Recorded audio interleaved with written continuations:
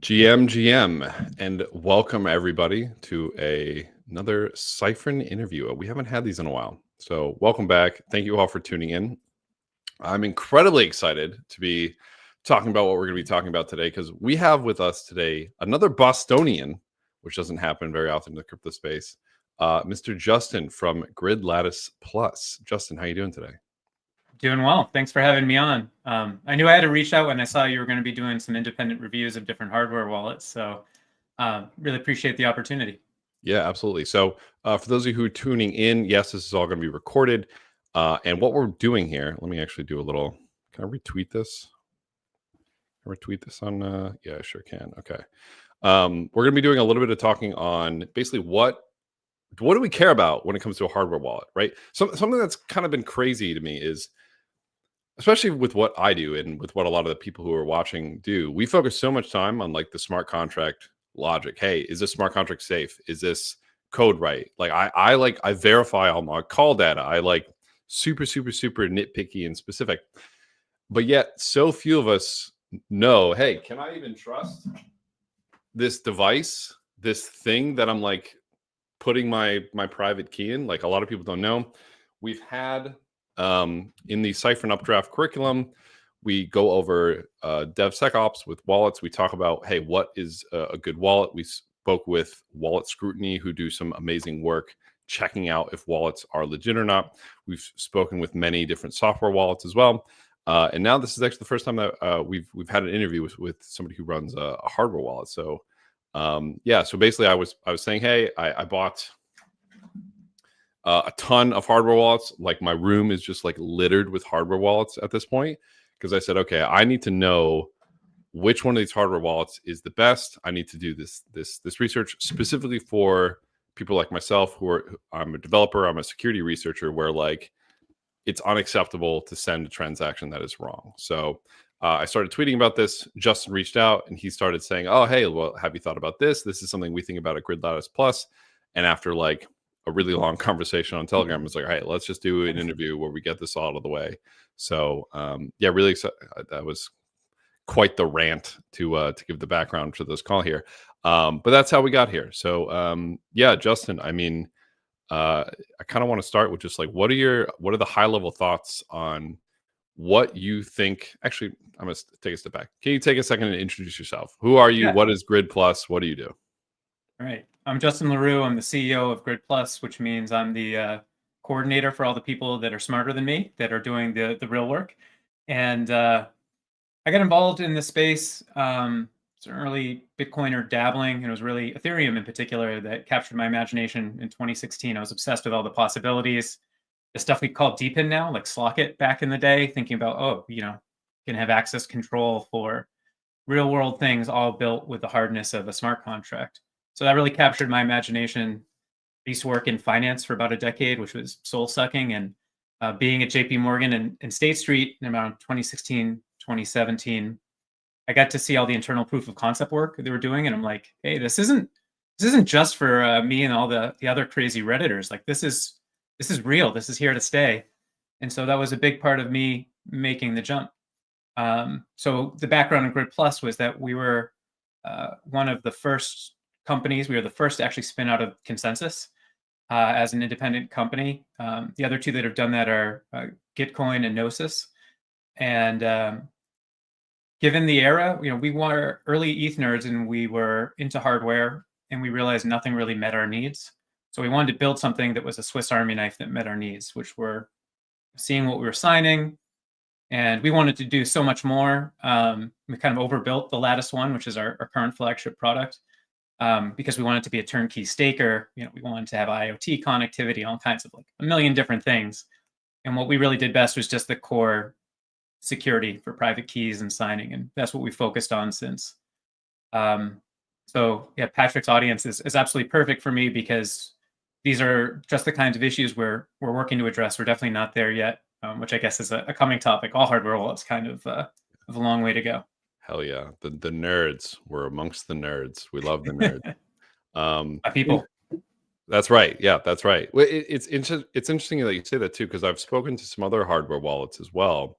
When I'm like, hey, you know, like I'm trying to figure out, what wallet to recommend to these developers and these security researchers. And I have gotten the feedback of like, oh, well, we don't really care about them. And that's been like, kind of like, whoa. But then I'm like, okay, well, if I'm a profit maximizing company, we're this tiny group relative to the market. So I'm like, okay, well, I guess that makes sense, but that feels bad. Well, So yeah, excited to be going over, okay, hey, like excited to be going over what are the most important concepts in a hardware wallet for the nerds, for the people who, where it is mission critical that you don't sign something malicious. Although I would argue that it should be mission critical for everybody, but that's probably another conversation. So you worked in finance for 10 years. I actually didn't know Grid Lattice spun out of Consensus. That's really interesting. So how did you go from finance to like hardware? I feel like that's such a change. Hardware from finance. Like what were you coding in Python, and then you're like, yeah, you know what, I don't really like Python, let's move over to C or something. How did that happen? So I've always been a tech nerd. I got into finance just because it was like a practicality in that stage of my life. I'm like, oh crap, all right, I'm 25. I need to figure out precisely what I'm doing. And I went back to grad school for my MBA. But it was a practical choice, not really a passion. It was an excellent experience. And I learned a lot that I think people with business experience in that kind of environment can actually bring a lot to the space, where people have a lot of idealists and a lot of tech wizards who don't necessarily know how to make all the other pieces fit to make something succeed. But I mean, I was obsessed with the technology. I think people in the office started noting I was spending more time with Etherscan open than I was with my spreadsheets. And even back then, it was funny. There was still that sense that we see today on Twitter. Everyone's like, yeah, I mean, but I missed it. I mean, like ETH's at like $30, $40 now. Like it's game over. There's nowhere else for it to go. And it just keeps getting bigger, and it's on the world stage now, which is surreal. Right. But the reason for hardware specifically, it was the talks that captured my imagination at the time. So that timing context, 2016 was a big period for ETH is doomed because of the DAO hack. And sentiment, even though it was early on, like our Ethereum and our ETH trader, the subreddits. And people were kind of talking about like time to pack it up. And I was like, do you guys not get how much awesome stuff can be built with all of this? Like, I'm so excited. And the talks that resonated with me are actually very beginning of 2017, both Joe Lubin and our original CTO, Alex Miller, were talking at Rice University. And Alex had been doing some proof of concept work with Consensus Energy on the LO3 distributed energy grid. And so he was talking about how we're going to have global decentralized systems. We need the monetary rails to make all this happen for the machine-to-machine economy at scale. That's how you really build this stack. And it's a fundamental building block for all of this we want with the internet. So Alex's thoughts, some of what Joe had said really resonated with me. And I was thinking, hey, hardware, infrastructure, this all makes sense. If you fast forward 10 years from now, the way that we interact with these tools isn't going to be sending tokens back and forth from Mt. Gox or Bitcoin back and forth from Mt. Gox and, burying your keys in the backyard. It's going to be actively used. It's going to be under the hood. And so I felt like these were people who saw where the ball was going, not where it was today. Right. Gotcha. Okay. Very exciting. So you basically, you were always a nerd and you got more nerdy into blockchain and you were like, I'm going to make the jump. Love it. Oh, yeah. Very, very exciting. So I didn't. Yeah. Sorry, what'd you say? I was going to say, just plus the touch of number go up that got everyone excited when some of the stuff started being real. So fair, right? Adds a little bit of element of legitimacy. But so I didn't know Grid Lattice Plus spun out of Consensus. I feel like that's a story I'm interested in as well. But I want to get to kind of the meat here, the things that I'm mostly concerned about, right? So the Cypher team, we are on different security councils, and obviously we're using like safe multisigs for these security councils, and everyone on the security council, we're all obviously super well versed in these safe multisigs. We all use different hardware wallets. And I started like kind of going through some different wallets to kind of like show different people like, oh, here's how the process goes. And I started noticing like a lot of different consistencies between like how wallets, show data, what kinds of data they even show. and then it kind of put me down this much deeper path. So, Justin, for you, what are the most important features security for like a super like mission critical, like security focused person for a super security focused person? What are the mission critical pieces a hardware wallet must provide? What are the essentials? What are the most important things to keep in mind when choosing a hardware wallet? Well, the most fundamental properties, they basically do two things for you. One is isolating your keys in a secure environment. Generally, you just want to get your private keys out of your phone or computer because that exposes you to risk from things like malware, malicious browser scripts they can sign for you, all the kind of remote attacks that this makes possible for end users. And so you put the key somewhere else that it requires your own, it means no remote access, and it also requires your own approval on what you're signing. The other really critical piece of any hardware wallet is what it displays. And the reason that all of our old Ledger Nanos look the way they do is the most important thing to verify was the recipient address for Bitcoin. That's really important because what your screen displays and what you sign on the computer doesn't necessarily match what you're approving.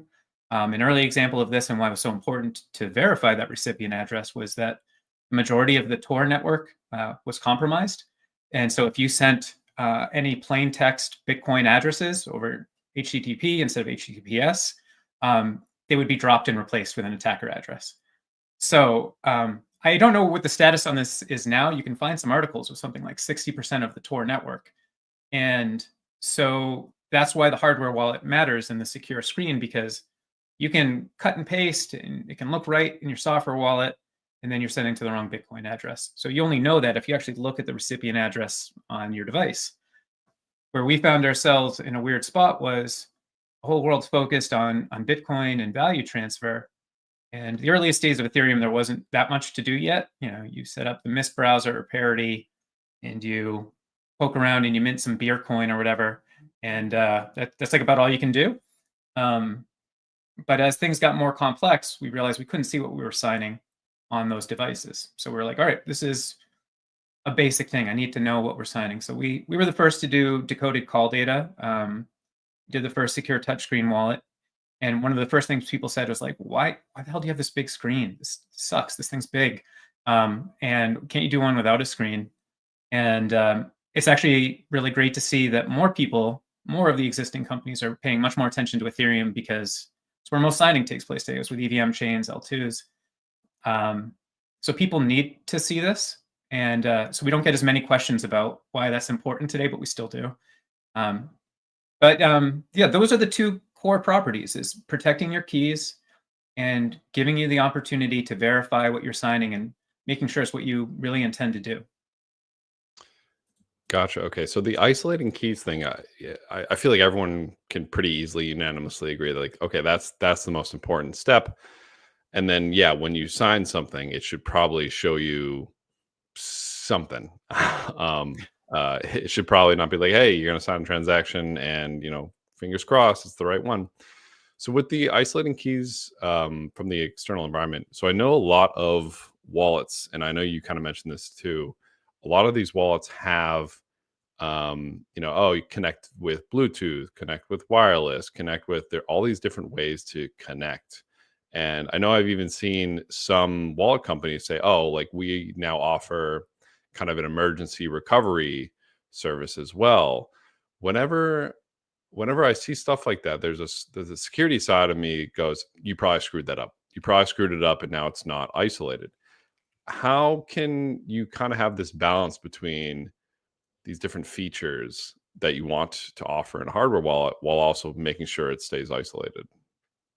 So there's a spectrum of trade-offs here. The most effective thing you can do with signing security, the cheapest one, is just get an old phone or tablet, and you set up Wallet Connect, and you do QR codes, because it does something great right away. You might not have the physical security for your key if someone gets that device, but it's really hard for an attacker to spoof a transaction on two devices at once. So if they can get you to install malware on the same computer you're playing games and pirating Photoshop on, that's one thing. But that for them to get onto the second device too and coordinate those is really hard. But air gapping isn't like mission accomplished in and of itself. So that's why we do have this spectrum where we want to provide more useful information to people. We want to show things like reverse ENS resolution, things that let people know that they're doing what they intend to, but that requires connectivity. For us, our device, just like a Ledger device, has Bluetooth. We have Wi-Fi. Our upcoming device will have Bluetooth, Wi-Fi, and a USB-C connection. And the thing is, people say, okay, your device has Wi-Fi, so you're not really working in security, right? Because that would just be crazy. We actually, and similar to Ledger's architecture, we have a secure enclave chipset that is in a different environment altogether. So it's a little in the weeds, but the way that it works is we have one part of the device totally separate from the other. They're inside the same plastic shell, but they're basically two devices. One is for communications. It's running Linux. You can tell that in. You can delete all your system files and fork it if you want. And then the other is entirely isolated from the outside world behind an anti-tamper mechanism. And the two have something between them called a multiplexed FRAM chip. It's just like a dumb chip that only one side connects to at a time. We call it the mailbox, and only one environment connects to the mailbox at the same time. I know this hand motion doesn't really help, but No, I guess that's my circuit diagram. No, I think that did help you. So basically, you're saying this: the secure enclave is where the private key, is generated, and then on the other side is basically like a Linux server inside. And no, I think that made sense. So I feel like I just interrupted you in the middle of a thought, but so No. the secure enclave, this is where I'm a little bit fuzzy too. I'm not a hardware. I haven't done a whole lot of hardware. I'm not a hardware guy. I haven't done a whole lot of hardware stuff. I see everyone talking about the secure enclave. I've looked at the different kind of like certifications that the secure enclave can be or is. So what is the secure enclave? Why is it so important? Well, the secure enclave is really important, because it's where your keys are stored. So you want to be able to ensure that if someone steals your device physically, they can't extract those keys. And then that plays into that same chip is where we actually are running cryptographic functions. And that's also our source of randomness. So these are all important things for generating keys that you can be assured are actually, using the correct entropy to be random and not predictable. The chips can be different things, though. And you mentioned the certifications. So what a lot of us are doing, and this is going to play into a really big one I know you want to touch on later, is open source and partially open source. We're using Java card chips, smart card chips, and these are the same ones. We call the secure environment everything behind that anti-tamper mesh, and there's more components there. But the actual secure enclave where the keys are stored is this kind of Java card chip, and it's the same kind that you have in your credit or debit card. It's the same that goes into government IDs. And the reason we have opted for this is because it's the most battle-tested standard. It's just been used for critical applications and defense and government for a long time. So this type of secure enclave, or just secure enclaves in general? This is this type of secure enclave. You can also basically any chip you're isolating, any chip that's capable of doing these things could be deemed a secure enclave. You got into mentioning like users will see on websites with the marketing stuff like our secure enclave is EAL 5+ or FIPS certified, and these are checking to see whether the security of all the code internally for that processor, the actual firmware, the low-level driver stuff, has it all been like it's not correct by construction, but the term that is there actually like proof of the system's integrity? Like, is it mathematically provable? And is what mathematically provable? That the code is there, or that everything is reproduced and executed as anticipated without necessarily seeing it externally. So we don't actually have all this. All right, I'm opening a can of worms way too early in the conversation. We don't have.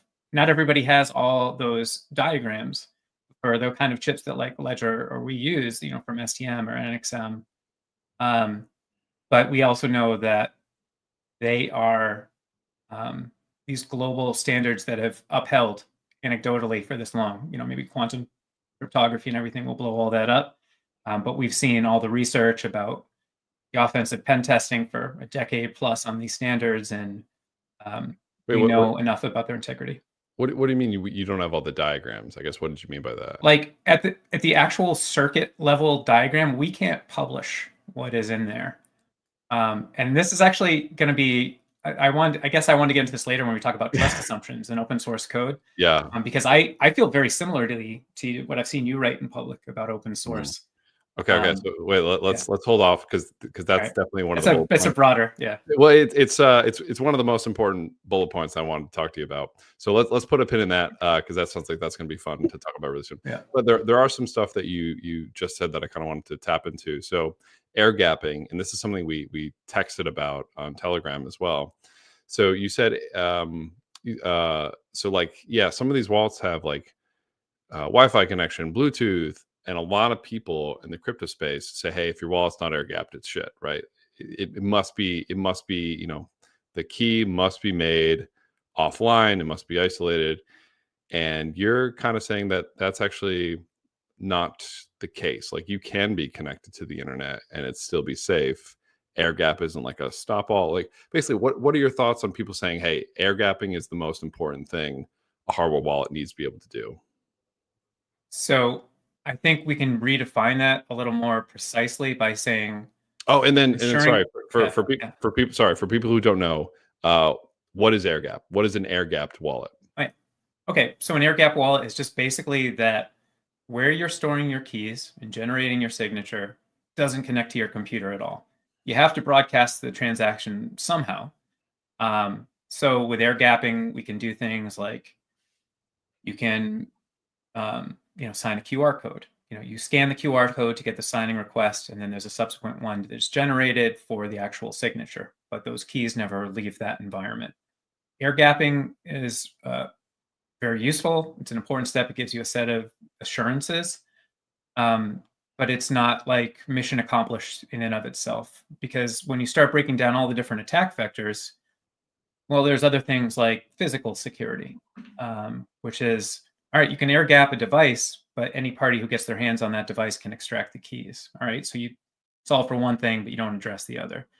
The other one, why I think that air gapping is not going to be a be-all, end-all solution for how we use crypto today, is that we're doing more complicated things. Even for experts, for developers, for security researchers, the kind of signing payloads that you see are not something you can just peek at quickly and determine whether it's what you want to sign or not. So we need actionable information.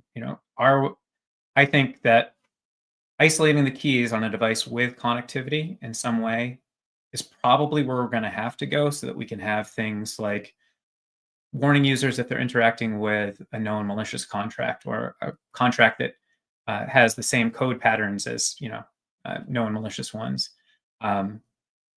Same thing with domain resolution, address resolution for any chain.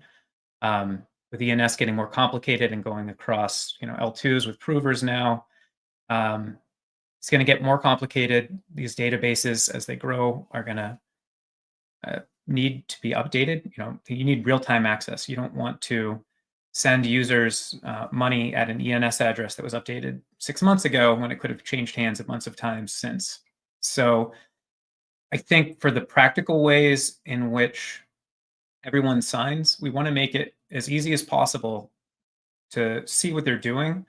And that kind of ties into why, you said at the beginning, you think everything's mission critical. Everyone should know what they're signing. But I don't blame users, because everyone in the industry, they'll tell you, oh yeah, you got to get a hardware wallet, you got to use it. And then it's totally inscrutable for most people. So I don't blame people for not using them. And actually, the amount of hardware wallets sold in aggregate is a tiny portion of the amount of people that hold crypto. So I think the tooling needs to get there, because people don't read manuals. I know not for your audience, this might not be the right line of discussion. I really, think that's important to talk about for sure. Yeah. Yeah. So, I mean, you mentioned like how you tend to do things. I also use Safe. I want to see things like transaction simulation on hardware. I want to see when we can get like clients on the hardware to do proofs about extended signing information and the state transition, so people really know precisely what they're doing. And you can, instead of saying, all right, here's 10 pages of call data, you can say the expected outcome is this. You're going to do this with your Gnosis safe. And that's going to make anybody pay attention, whether you're an expert or you're totally new to all of this. So that's where it should be going. And that's why I think we need more powerful devices with some degree of limited connectivity. But a lot of that history isn't written yet. But I think that's where we're heading. So this is kind of already a bit of a hot take, right? I feel like there's a lot of crypto hardcore enthusiasts who would say, like you got to be air gapped. If my wallet is like trying to connect to Bluetooth, like, hey, it could be sending my private key out of the secure enclave. You're saying, hey, honestly, like in reality, especially with smart contracts, with where we're heading, that's going to be too tough, is almost what you're saying. It's like it doesn't make sense. Yeah, and I think there isn't a perfect answer for everybody with this.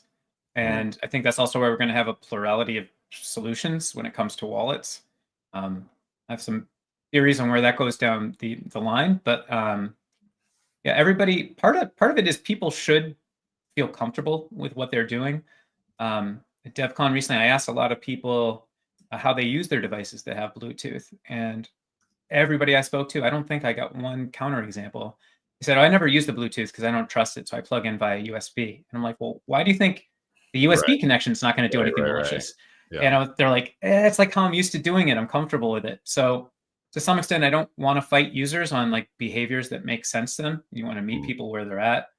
But there's always some risk. You have to have some connectivity to be able to broadcast a transaction. And whether you do that with multiple devices, one of which being air gapped, or you do this with a more comprehensive solution, there's going to be trade-offs. I feel like if somebody's using a hardware wallet, they are already making some type of concessions. Because on the other side of things, you could just be like, oh, like the super hardcore people, you can be like, great, don't get a hardware wallet, just do a brain wallet, and then just use your own scripts that you've written to take your private key and sign your transactions. Cool, like like if you want to do that, you can. If you're using a hardware wallet, like you're already making some concessions, and I hear what you're saying. So you're saying air gapping is not the end all be all.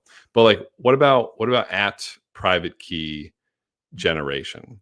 Like, should wallets at least there be air gapped? Yeah, 100%. So again, I can't say that our device is fully air gapped because we have those two environments. But yeah, it should be done outside of your computer, and you should not be storing your seed phrase using your computer. Ideally, you never want to have it touch whatsoever. It's like making copies of your house keys. You can have like wherever the least secure one is. It doesn't matter if you have one set in Fort Knox. If you made copies and left them around town, it doesn't matter. So yeah, we even take that random number generation super seriously. We use a standard, I think it's like NIST 9000, where we're actually using like physical entropy, like the temperature of a chip, like the voltage variation, all these things. You should be doing it in this environment. I mean, some of that stuff people don't necessarily care. We want to show that we're doing it correctly. But yeah, absolutely, I agree that you should always be generating those keys offline. Gotcha. Okay, so air gapping, important, but according to you, not the most important thing, because as you said, like we need to actually send those transactions, and it's very difficult to send transactions with a purely air gapped hardware wallet. So I do want to get back to open source at some point, but before we get there, what it displays. So this was kind of one of the biggest eye openers for me. And I released a video recently and on like how to make sure what you're signing on your safe is like what you're signing. And I originally was doing it with a Model T Trezor, worked perfectly. I had no problems. I was like, all right, cool, this is great. Let's, just for my own curiosity, let's try this on another wallet. And I tried it on the Ledger Nano X. And when it would show what I needed to sign, it was this bizarre combination of characters. And I was like, what is this? I literally was like, I bought a hacked device. Like that's crazy. I started looking into it, and it's like, no, they just like show you a totally different format than what the Trezor was showing me. So I updated my script so that it would like convert like what I expected to see into the ledger format, and then I had one for the Trezor format. But then that got me thinking more. I was like, well, no wonder the Radiant hack happened. Like all these wallets have different ways to display things. They might be displaying things the wrong way.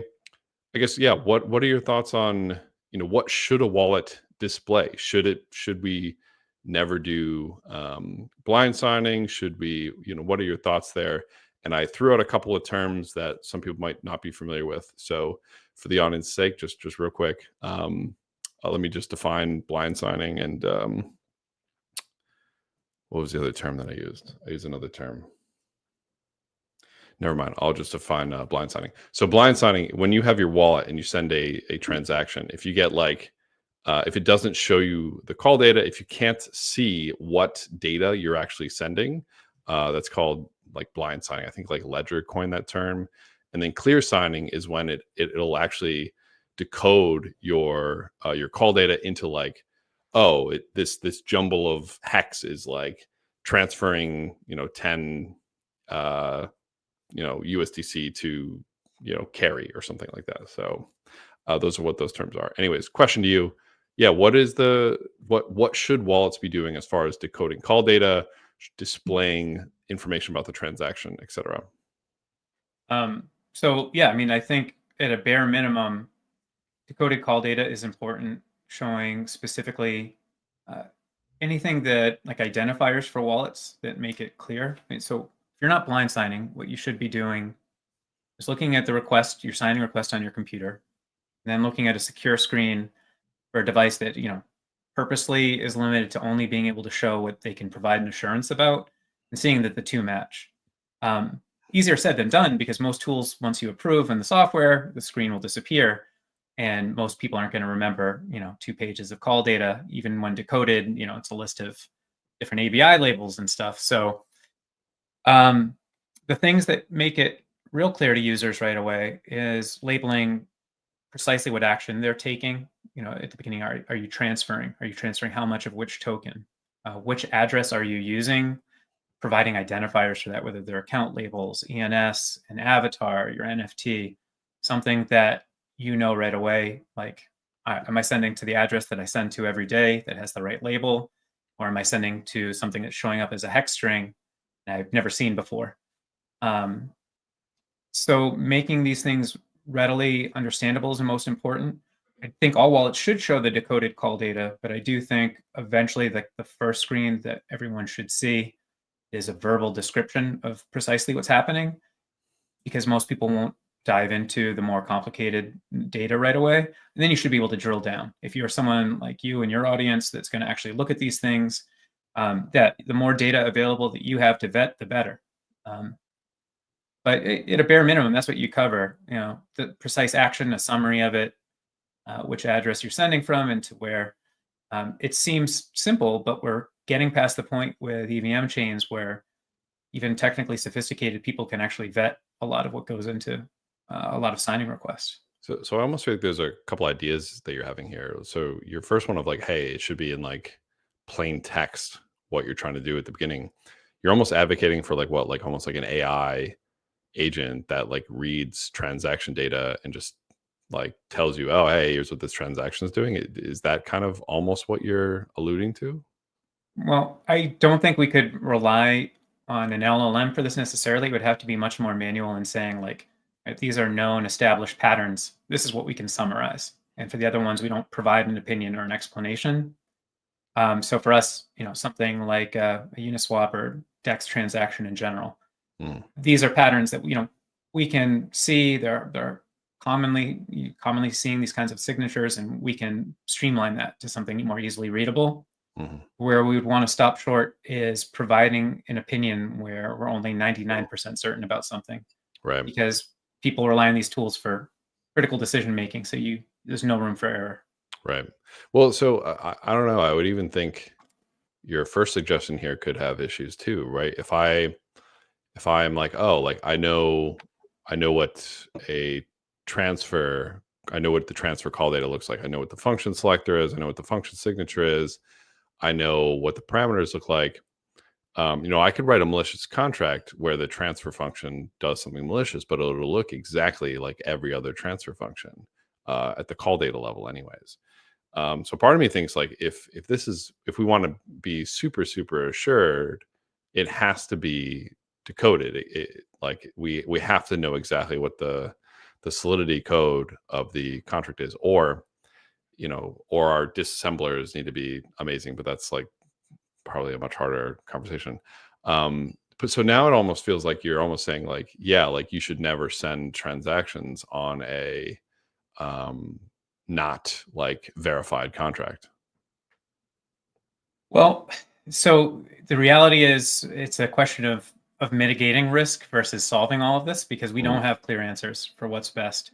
Actually, something I really appreciated that Ledger did about a year ago or within the past year, they tried rolling out sort of a database for clear signing that had extended metadata on contracts. They haven't really solved it either, but they did something that was positive, which was they looped us in, they looped in Trezor, and they said, what do you guys think of the standard? They talked to a lot of different software wallets. The problem there with any sort of manual verification from a vetted database from any of these vendors is that indefinite curation of all this is just not possible. And having this in like an open GitHub repo without 100% bulletproof curation mechanism means that, yeah, people can spoof it just like that. Right. So they're thinking about these things, but no one has it nailed down. But we know the reality is that just about everybody just blind signs today. Partially it's because the tools we have suck, and it's not easy for most people to see what they're doing. But like, you talked about the security community, and I follow along everything closely, and I lurk in most of the obvious haunts. But the focus is very much on smart contract security. And I remember going to the DeFi Security Summit just this fall at DevCon, and that stuff, like, I'm lost. It's not my domain. But I talked to a lot of people working on DeFi protocols, and one of the things I asked was, how are you managing treasury money? What are you doing with your own wallet? And I'd say it's about 95% like MetaMask and Rabby for people, because they're security researchers. They know the ins and outs of Solidity contracts. But I'm like, guys, you're putting your life savings in a hot wallet because that's convenient with your DeFi positions.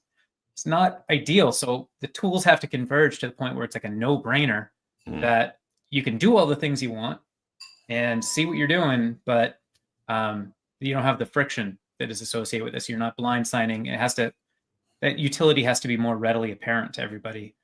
But if those people are just using MetaMask without any additional tooling, or just keeping a tiny portion separately offline in a hardware wallet with those keys, it's not ideal, and it doesn't bode well for broader audiences. No, it actually terrifies me, and it's also why we see stories of like, hey, I clicked this button on this UI, and now I'm out $20,000. It's like, well, yeah, because the UI had like a tiny bug, and you didn't verify the call data. Yeah, it's even like for myself, like I have a hard time figuring out where I stand with the security community. It's really easy for me. I go, yeah, you need to verify your call data. If you're on a security council, it's unacceptable for you to like not know exactly what your transaction is doing.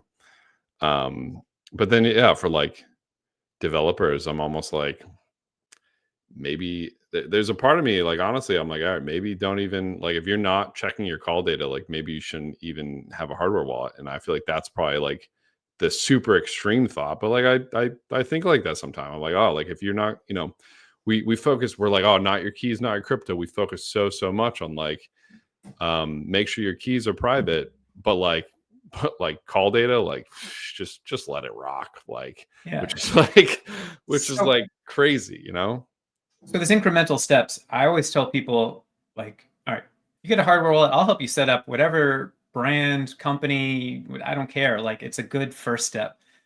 There are no perfect solutions right now, even for any use case.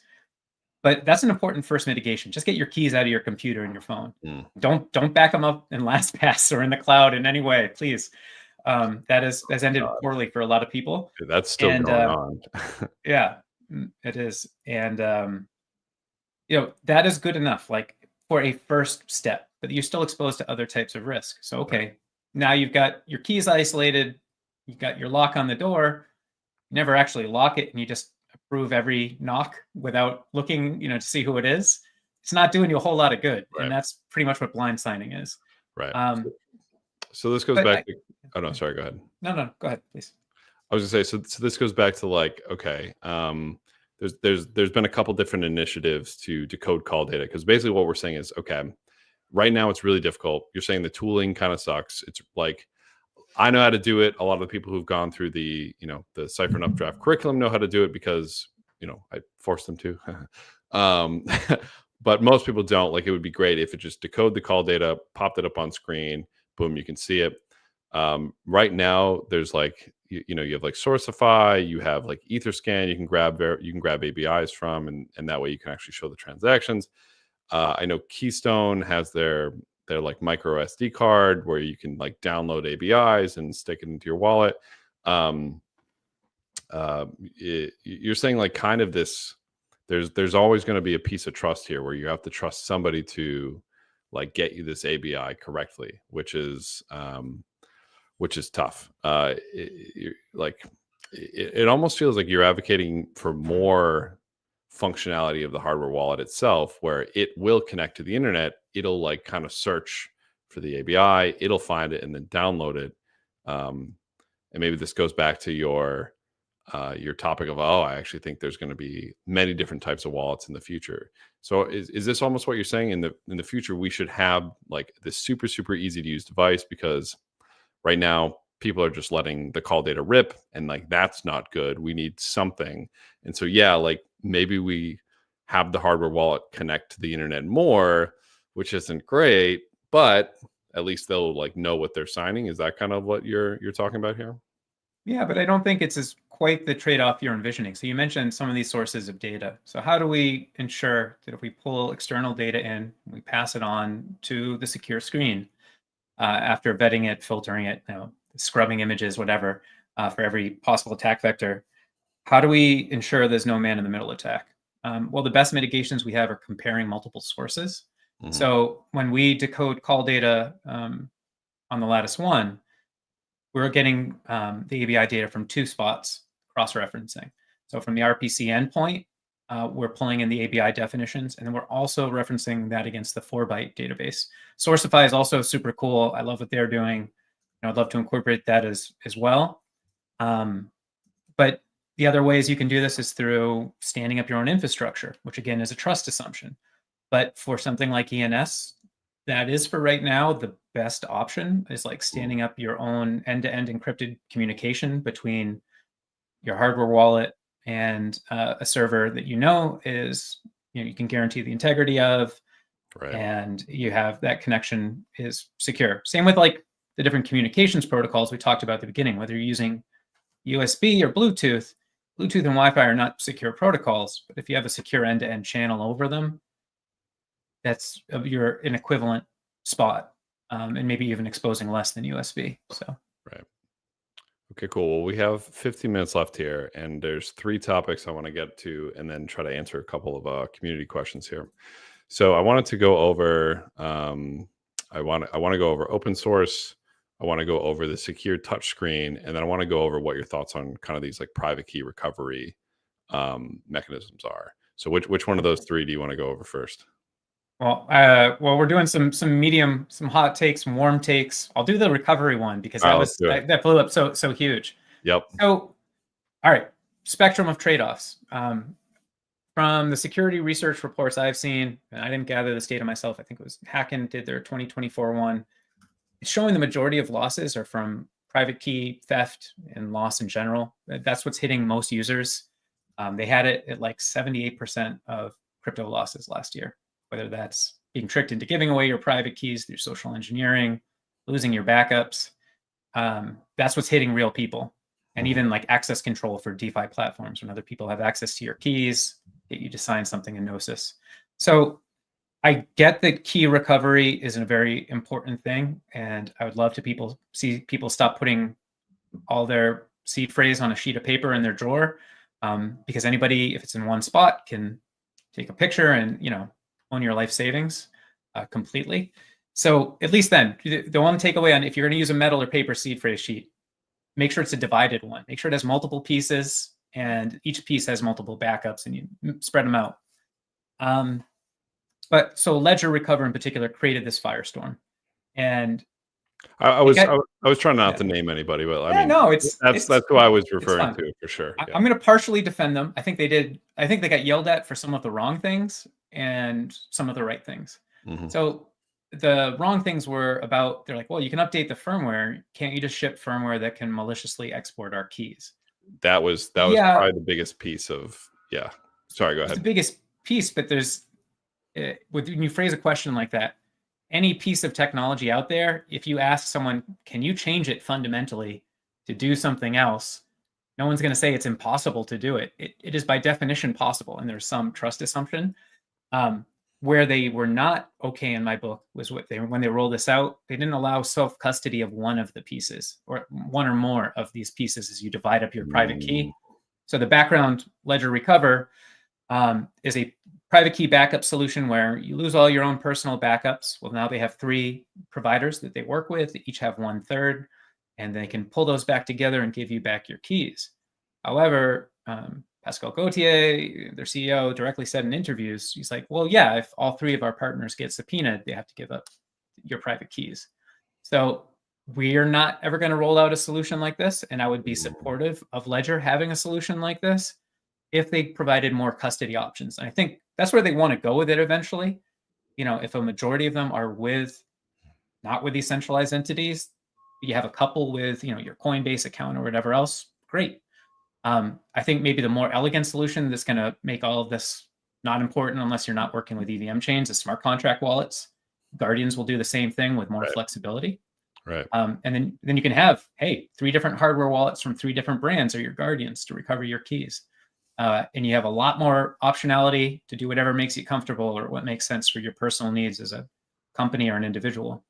So they got roasted a little bit on the firmware, and it's really hard to communicate to a broad audience in why some decisions are made with security that can't be easily memed, but a lot of thought went into. Like some of their choices. I understand why Ledger isn't fully open source. And I guess now we can tie together a couple of things now. I was going to say, we have 10 minutes left, and that's probably the question I think is the most interesting here. And I'm almost like, wish we spent more time on this. Yeah, open source. What's the deal? So to tee this up a little bit, and I appreciate your context on Ledger Recovery here. So I think the biggest thing was, a lot of people are like, hey, like you can just update the firmware and get our key. And basically you're saying it's like, well, like, yeah, like, unless it's a smart contract, like you can update code. Like that's how it works. Like if you if you update the firmware and you punch in your password, you decrypt the key for a split second. Yeah. Like you could update the firmware to be like, all right, we're going to ship that off to North Korea now or whatever. Right. Which is where kind of having it air gapped, though, I think some people would argue, okay, that's good again, because at least if it's air gapped, but I digress. Like this could be in a long conversation. I want to move to open source. So open source. Yeah. So if you can see what the code is doing, you can at least feel a bit better about that. I know we spoke with Wallet Scrutiny.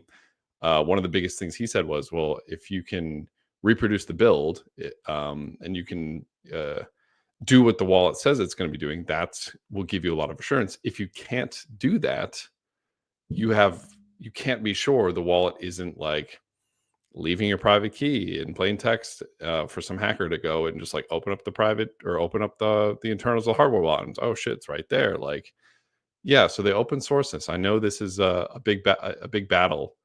And right now, to be honest, I'm kind of more on the like, it feels like I really want to, I don't want to, I work in smart contract world, transparency, I can read what my smart contract is doing, and that's how I send a transaction. Wallets, yikers. If I can't do that, it spooks me. I don't know. What are the thoughts there?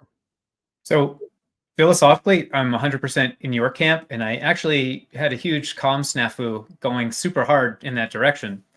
There was an article that for a long time, I forced everybody who would listen to read from the Washington Post. It was a long piece on applied cryptography. It was about a company in Switzerland called Crypto AG. They started making applied cryptography machines in World War II, and they became the global standard for what we use in embassies. They were based in Zug, Switzerland, same spot as the Ethereum Foundation. It was a officially gutted spot. And Crypto AG shut down in the early 2010s. This article came out, I don't know, 2019, 2020. And what it turned out had happened was that West German intelligence and the CIA had actually taken an ownership control behind the scenes in Crypto AG. And so all of these communications encryption tools used by the embassies were all monitored by these parties, allies and enemies alike. And so I became super evangelical. I was like, this is why we need everything to be open source, because this is mission critical tooling. We're talking about World War III resistant distributed systems. We can't take chances on this. And so I made a public commitment from our Twitter account, linking this article and all my thoughts about why we were going to go fully open source. And then engineering shit a brick. I don't know if you're going to beat me on this one, but like they're like, do you realize like the extent of this undertaking and the fact that we're using this chip and we have an NDA on this chip? And I was like, well, can we dedicate ourselves to doing as much as possible of the stack? Yes. So that is what we're doing, but we still also use the secure NXM chip because we think that's the best solution. So and that's the one I believe it's, yeah, go ahead. And that's the one with the NDA where you're not allowed to publish the open source. Gotcha. But we're doing incrementally more and more of everything we can release. So like we have relay infrastructure for our end-to-end encrypted messaging. And so we publish that open source and let people stand up their own copy. There's a DApp node package for it. And you can say, okay, I know this piece is legit. The functionality is the same. Just open it up in AES 256 channel and it works. Same with our seed phrase backup system and with private keys, this safeguards. That code's open source. It's based on existing open source code. Recovery can be done with third-party tools and open source for your keys whenever. But there are practical limitations, and also just for us, yes, going fully open source hardens the security of something. But at the same time, just pressing a button to say, all repos are public could be nightmarish. So we've spent more time working with auditors, and that's going to be a never-ending process. Sigma Prime's actually waiting for me on a draft. They had done some work reviewing the hardware and firmware, and I'm really happy with how that came out. They identified some stuff we could do better. And generally, this is how we can show our commitment to being as open as possible. But I agree, we're currently at a point where, in terms of practicality and what we think is the best tool for the job, the right chips to use, we don't have the option of going there fully. But I, at the same time, agree with you that that is the ideal outcome. So for me, I know just from my own practical standpoint, like these are the trade-offs we're making, and this is us doing the best with what we have to work with. There are other tools that are fully open source that I have less confidence in because they don't mitigate against all the same attacks. And that's a trade-off that I can't give people a definitive answer to. If you feel that you derive more comfort from it being open source, that's fair. This is your money. You're providing self-custody. You need to do what is intuitively right for you, and you should retain that healthy skepticism. We are directionally moving this way, but until like even our next device, we're still going to be using one of the same chips, the NXM. We can't release that, but we also have the utmost confidence that that is the best solution. So we're landing somewhere in the middle and moving in that direction. But yeah, like I said, once you really drill down, I personally know what I do with my own money, and I don't think there is a universal awesome solution for everybody that ticks all the boxes.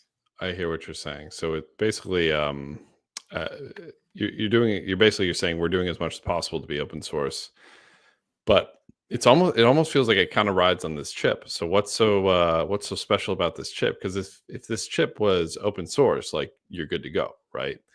It's because this chip is closed source. Yeah. Why this chip? Why like this? Picking this chip is almost like you're saying you're having this philosophical like debate internally, and choosing this chip is like causing this piece of stress for you. Yeah. What's so good about this chip? Why not another chip? Because with other solutions that are open source in the space, there's been known attacks that were left unmitigated because of their component selection, and not just their secure enclave chip, but the microcontrollers that they used, the STM32. Key extraction was possible. And we got this gray market of these things called euphemistically key recovery services, where like you send off your hardware wallet that you forgot your PIN that you set up, and they recover it with only certain wallets on certain firmwares. They recover it for a percentage of what's there, as long as it meets a certain threshold for them, it being worth their time, because it's really complicated. Yeah. Interesting. You can find some of these on YouTube for a couple of different products, and which are open source. And so there is a valuable assurance you get from it being open source, but I also wouldn't put my own crypto in those tools. So it's complicated. And like I said, that's why we're still excited about this area, because I don't think, I think there's so much emphasis on infrastructure and crypto protocols and dApps that people have forgotten the interface level. And the most important takeaways in all of this is, whether you're a developer or a regular user, stuff has a steep learning curve. The tools are complicated. And like, even for interacting with one blockchain, you're probably going to have multiple software tools, multiple pieces of specialized knowledge, bring security and development into the mix, and what you're required to know just takes off. So I think this is the interface level and security. We're not going to have this broad adoption from the dApp level. There's not going to be like one killer app that solves crypto and everyone's bags go to the moon forever. It is like, if you want a broad audience, you have to make this stuff accessible. So it has to be less scary, has to be dependably safe, and just like pretty intuitive for use. Gotcha. Well, yeah, no, I think this has been a really insightful conversation here. I know I've learned a lot. We technically have 2 minutes left, but do you have maybe a few extra minutes to go over some of these questions from the audience? Or yeah, fire away. I've got time. I know we're probably hard capped onto the 1 hour, but fire away. Okay, cool. No, we can go over with the community questions. I wanted to talk about the secure touchscreen wallet as well, but let's do the community questions first. NFC wallets versus Bluetooth wallets versus USB wallets. I feel like we kind of touched on that. It's like all the same, no?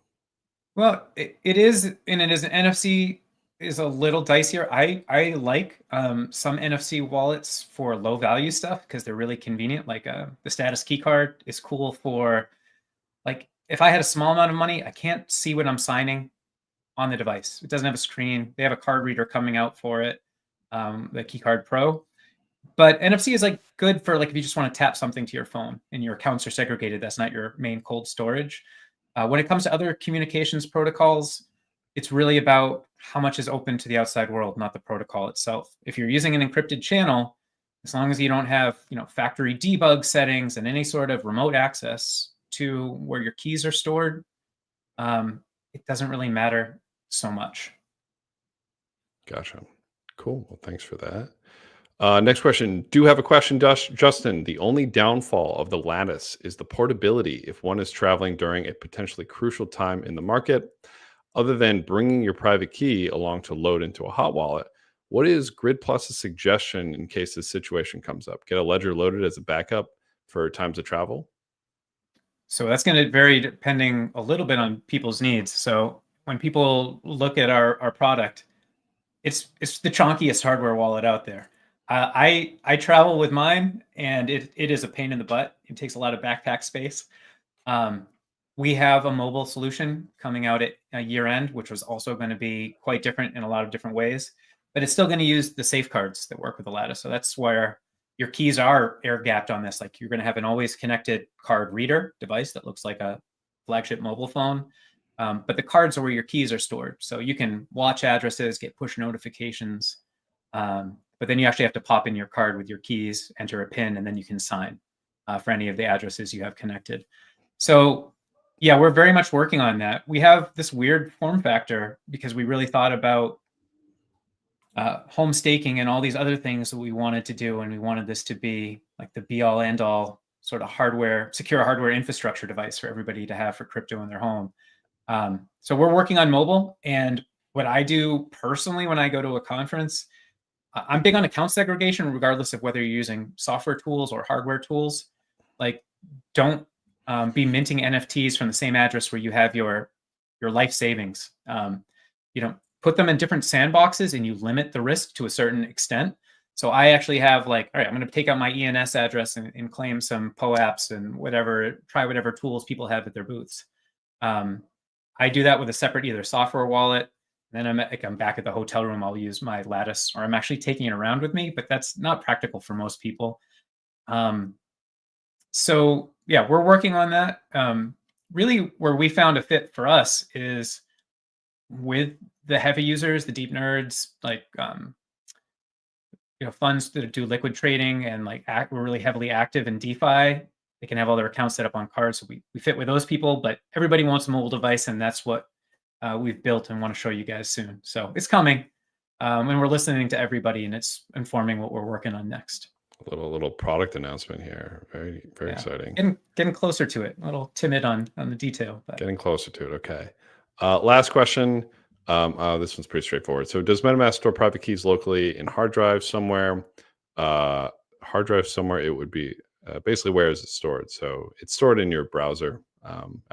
Sorry, Justin, I stole your thunder there. You're right. It's stored in your browser. It doesn't mean someone can grab those keys easily with how they store it. But when it's stored in your browser, it leaves you susceptible to certain attacks that, for example, Mark Cuban's thing. I'm pretty sure I know what that is because I saw that with somebody else we helped after they were attacked. They had this thing called Grease Monkey installed in their browser, which is just run scripts. It's a legitimate tool.